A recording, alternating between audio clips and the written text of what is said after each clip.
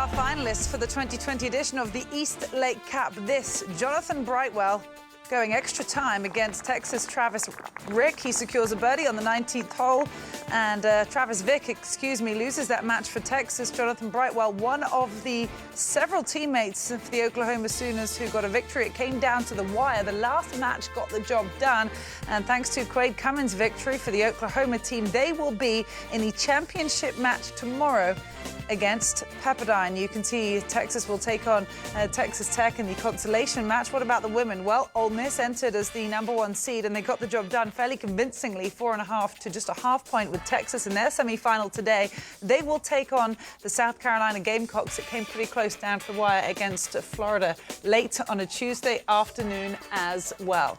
As we say good evening and welcome you in, I'm Cara Banks, happy to be alongside her. Couple of former rivals from their Georgia days. Of course, the yellow jacket in Trip Eisenhower and our college golf expert, that is a Bulldog, Ryan Lavner, and they're going to guide us through some of the action in case you missed any of it. Guys, let's get straight to the highlights because it was an entertaining afternoon at East Lake Golf Club. We will start with Oklahoma-Texas trip. This is a heck of a rival. We were expecting that from the start. Cole Hammer came to play today. He really did, and you know what? Going up against the stroke play individual champion, Patrick Welch, and Cole Hammer did not have a good day yesterday, but he was in fuego, and that was on the 12th hole right there. 3 up at that time, easily to go 4 up and make easy work. Yeah, he would win the match 5 and 4, perhaps a bit of extra motivation knowing it was the individual champion. Let's move on to Garrett Rebrand and Pearson Coody. Yeah, well, there's Pearson Coody saying, yeah, I'm going to go ahead and just do it the hard way, chip it in, and he is in a romp as well for the Longhorns. He would beat the Sooner 5 and 4, so a couple of convincing victories. Now here is Jonathan Brightwell. We showed you how this one ended. Yeah, and I tell you what, this is a great comeback. I mean, this was a monumental comeback. Looked like all going to be Texas going their way. All of a sudden, the momentum switches. Brightwell part of the reason. And this shot right here, Cara, this was incredible. Such a beautiful touch. What a great, unbelievable flop shot from that lie. And that sets up an easy up and down, and we're all tied. So hence why we went to extra holes. We will move ahead to 19. Here is Travis Vick, the par 5. His third. This is such a difficult bunker. We saw everybody that missed to the right had such a hard time to that hole location. There is no room, and now he's in a real spot of bother, and Mr. Brightwell sees the door open and walks right through it. Yeah, that birdie putt to win the match. So now Oklahoma and Texas are tied with 2 apiece. It all comes down to the final match, which could have meant nothing if this had been locked up in one of the first 3 or 4 matches, but it was quite the opposite.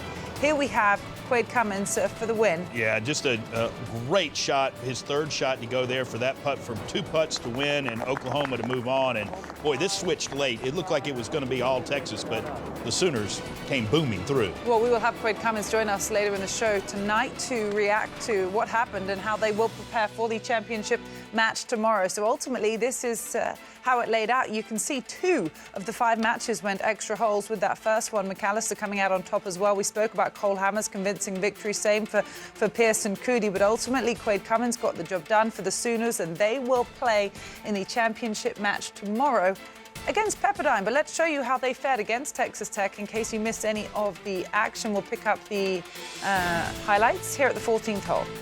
Yeah, this is Hitchner versus Garrett Martin, and 14th hole par 5. Hitchner's 5 up. This was just never even close. That's a long iron on the par 5 14th to tap in eagle, and that's how you close it out right there. Just a gimme eagle, and you march to the clubhouse. Yeah, 6 and 4, excuse me. Let's move ahead to 15. Yeah, and right here, the par 3. Now, this is a pivotal hole. We'll be more on that in a minute.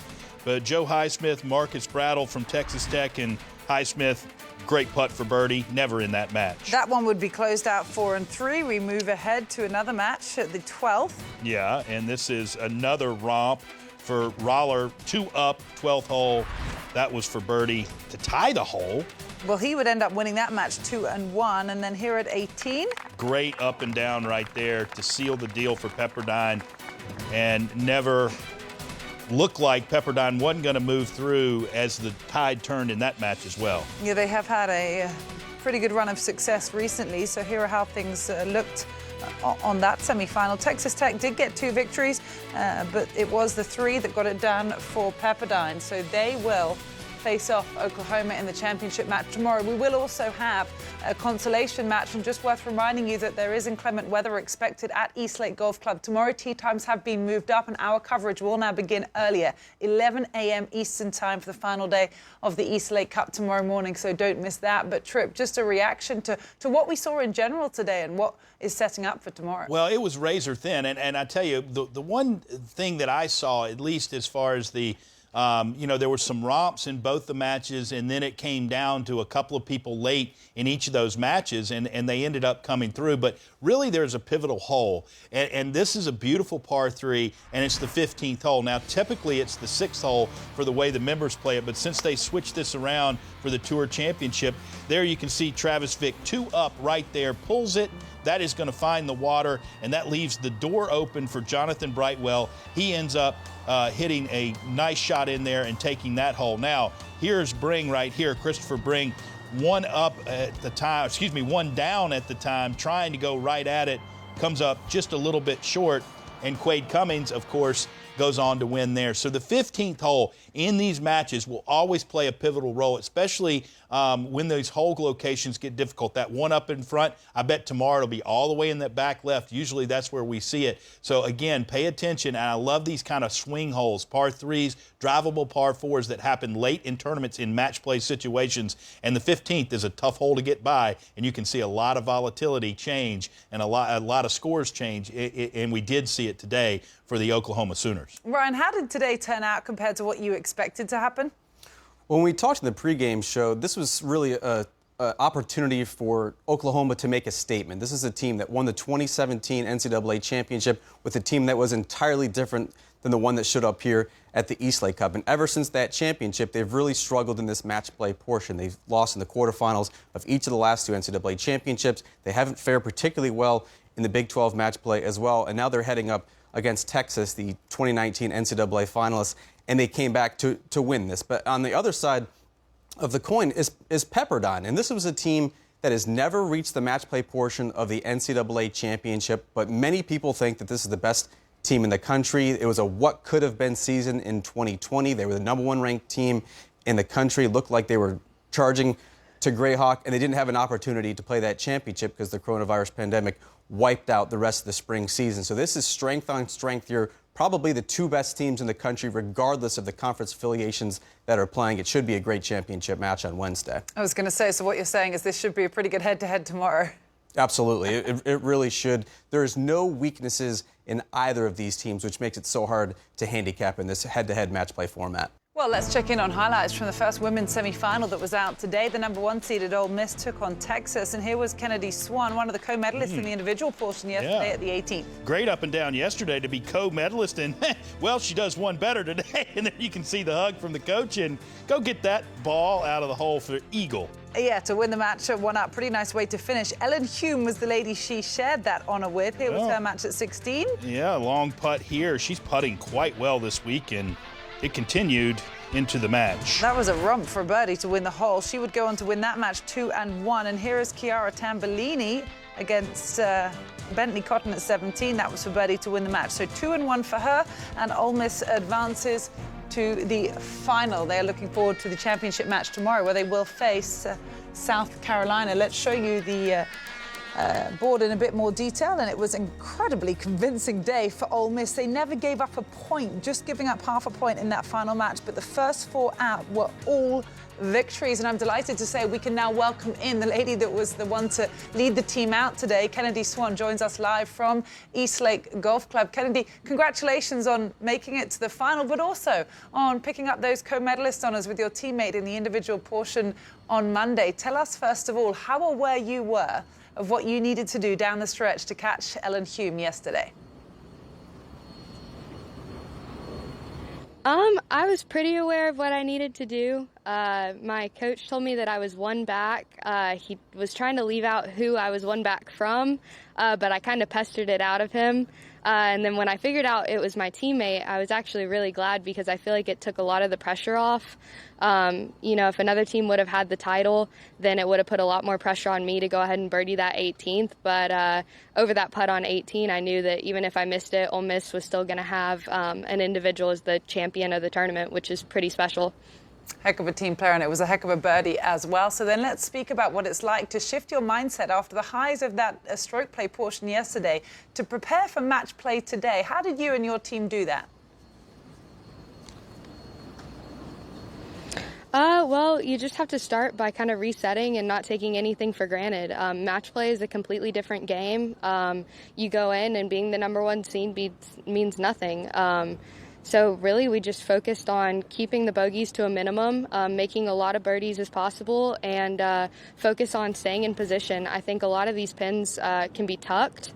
And so whenever we, keep the ball in position and give ourselves good looks at birdie, you eventually kind of start wearing the other team down.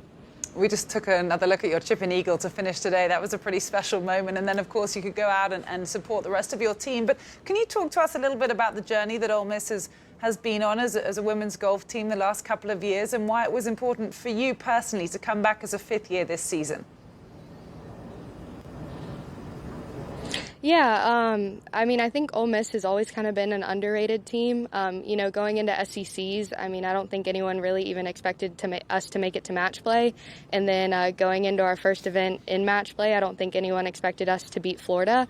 And then, we just kind of kept taking it deeper and deeper. And we've really started to develop as a program. We've had great athletes come in every year, and we just keep getting better and better. And I think we do a great job of all pushing each other to be our best that we can be. And then my decision to come back for a fifth year, I want to win a national championship. My coach has said that. I think that we have the potential. We have a lot of time before then. But I came back to play golf and to have a really good season, and then also to get my master's. Well, you're making a pretty good step towards doing just that, being in the championship match tomorrow with the potential of a victory on the line. Let's just close up finishing about tomorrow. The tee times have been moved up, as I'm sure you're aware, with the anticipation of inclement weather. So how will you prepare for this championship match? And do you expect coach to put you out first again?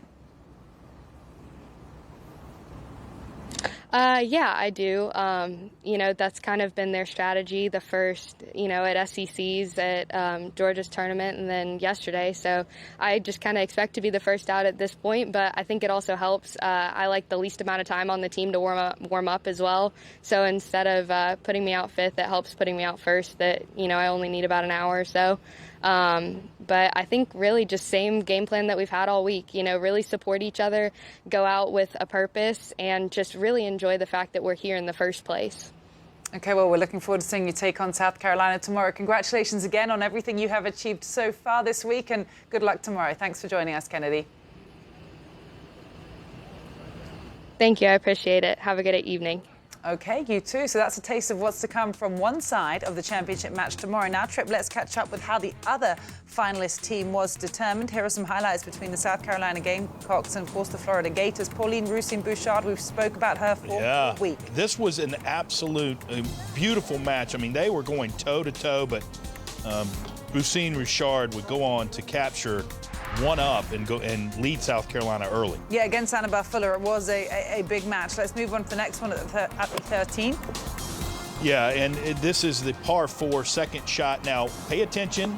Yeah, that's what she was aiming at, folks. That's an eagle. And South Carolina now leads 2-0. That's really pivotal early in this match. Yeah, because that was a one-up victory ultimately. Now here's Lewis Kago from South Carolina. This match goes into extra holes, but she's playing against Clara Manzolini here. Yeah, and this one we saw everybody miss that putt to the right. And then the door opened, and again, South Carolina closes it. Yeah, that was a must-make for Manzolini, but didn't get it. So South Carolina ultimately advance to the final. Let's show you how things looked with each of the 5 matches. We spoke about Pauline Broussine-Bouchard leading the team out against Annabelle Fuller. That was the close one that came down just one up. Actually pretty close in the second match as well. The Gators did get 2 victories, but the last 2 matches both went extra holes and they went one apiece, meaning it is the Gamecocks who will play in the championship match tomorrow. So we spoke a bit about the men earlier on, Trip. The ladies, well, you called it yesterday with them having co-medalists in the individual portion, which of course was the case with Swann and Hume. Did today go how you expected for the semi-final play? It did. It was a lot closer, especially the South Carolina match. Obviously, Ole Miss was in a romp from the get-go against Texas, but I did expect these 2 teams to be facing off in the final. I thought it was going to be an all-SEC final, and that's exactly what it is going to be. And I think this portends to be, for the next couple of years anyway, this could be the SEC final in their championship as well.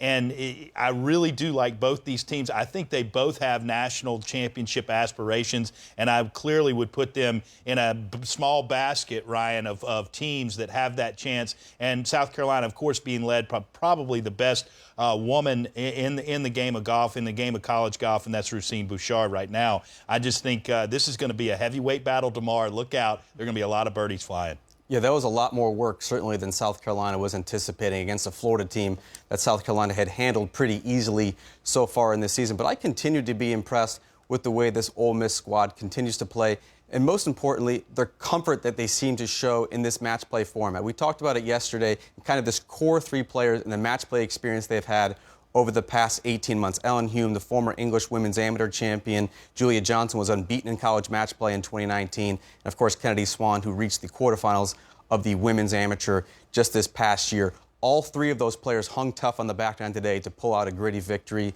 That's the type of thing and the persistence and the patience that can only come with experience. And this core of Ole Miss players really has it in abundance. Is there a favorite amongst the 2 teams in the final tomorrow, Ryan?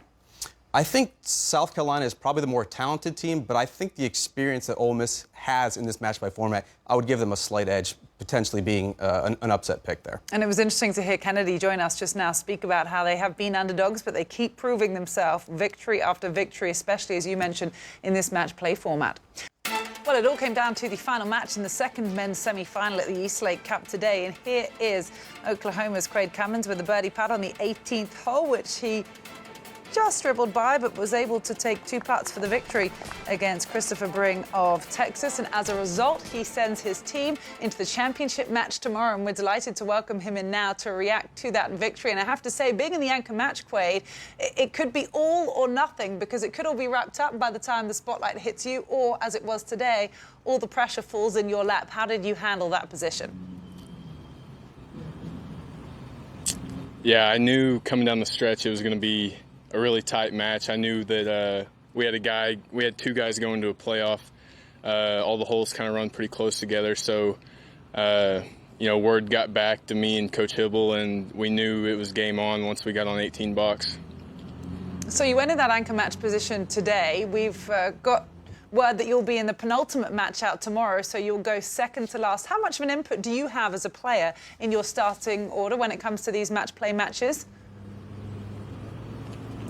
Yeah, Coach Hibble doesn't really talk to us about our starting order. To be honest, I don't know if he looks for matchups or not. I think he just kind of throws us out there and, see what happens when we actually teed up. Well, you are a 6th-year senior, and you've made it very clear your intention is to get that national championship this spring. How good a preparation is this, making it into the championship match at the Eastlake Cup for the first time with a potential victory on the line? Yeah, coming to Eastlake is awesome. I wish we would have gotten to play national championships last year. I know we have a lot to prove as a team. We haven't had the best success at the national championship when we get to match play in the past few years.